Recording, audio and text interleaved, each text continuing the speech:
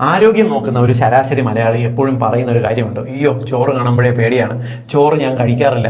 ചോറ് കഴിക്കണമെന്നുണ്ട്, പക്ഷെ എത്ര അളവ് ചോറ് കഴിക്കണം, ഈ ചോറ് കഴിച്ചാൽ ഷുഗർ കൂടുമ്പോൾ വണ്ണം വയ്ക്കുമോ എന്നൊക്കെയുള്ള ഭയമാണ്. സത്യമല്ലേ? പല മലയാളികളെയും അലട്ടുന്ന ഒരു പ്രശ്നമാണ് ചോറ്. യഥാർത്ഥത്തിൽ നമ്മൾ മില്ലറ്റ്സിന്റെ പുറകെയോ ഗോതമ്പിന്റെ പുറകെ പോകുന്നതിന് പകരം നമ്മുടെ നാട്ടിലുള്ള നമ്മുടെ വീട്ടിൽ കിട്ടുന്ന സാധാരണ ചോറ് ആരോഗ്യകരമായിട്ട് നമുക്ക് കഴിക്കാൻ സാധിക്കും. എങ്ങനെയെന്ന് പറഞ്ഞുതരാം.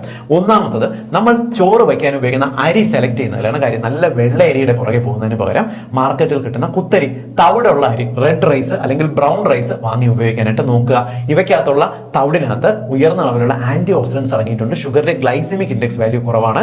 കുറച്ച് കഴിച്ചാൽ തന്നെ പെട്ടെന്ന് വയറ് നിറയാൻ ഈ കോമ്പിനേഷൻ സഹായിക്കുകയും ചെയ്യും. അതുകൊണ്ട് തവിടുള്ള അരി വാങ്ങി പാകം ചെയ്യാനായിട്ട് നോക്കുക. ഇനി പാകം ചെയ്താൽ കഴിക്കേണ്ട അളവ് പറഞ്ഞുതരാം. നമ്മുടെ ഒരു കൈപ്പത്തി ഇങ്ങനെ എടുത്ത് കുത്തുമ്പോൾ അതിനകത്ത് എത്ര അളവ് ചോറ് കൊള്ളും, അത്രയും മാത്രം നിങ്ങൾക്ക് ഉച്ചയ്ക്ക് ചോറ് കഴിക്കാം. അതായത് ഒരു കൈപ്പത്തി, ഇപ്പൊ ചെറിയ കുട്ടികളാണെങ്കിൽ ചെറിയ കൈപ്പത്തി ആയിരിക്കാം, അത്യാവശ്യം വലിയ ആൾക്കാർ ശരീരഭാരമുള്ളവർക്ക് ഇത്തിരി വലിയ കൈപ്പത്തി ആയിരിക്കാം, അത്രയും അളവ് ചോറ് നിങ്ങൾക്ക് കഴിക്കാം. അതോടൊപ്പം ഒരു ഇലക്കറി ഉണ്ടായിരിക്കണം, ഒരു പ്രോബയോട്ടിക് മോരുണ്ടായിരിക്കണം, നിറയെ പ്രോട്ടീൻ. എത്ര അളവ് ചോറ് എടുക്കുമോ അത്രയും പ്രോട്ടീൻ. വെജിറ്റബിൾ പ്രോട്ടീൻ ആണെന്നുണ്ടെങ്കിൽ പയറ്, കടല, പരിപ്പ്, ഇല്ലെങ്കിൽ ആനിമൽ പ്രോട്ടീൻ ആണെന്നുണ്ടെങ്കിൽ മീനോ ഇറച്ചിയോ മുട്ടയോ ഉപയോഗിക്കാവുന്നതാണ്. അപ്പോൾ അത്യാവശ്യത്തിന് പ്രോട്ടീനും ഫൈബറുകളും പ്രോബയോട്ടിക്കും ചേർന്നിട്ടുള്ള, നിറയെ തവിടുകൾ ചേർന്നിട്ടുള്ള ഒരു നല്ലൊരു ചോറ് നിങ്ങൾക്ക് കഴിക്കാവുന്നതാണ്.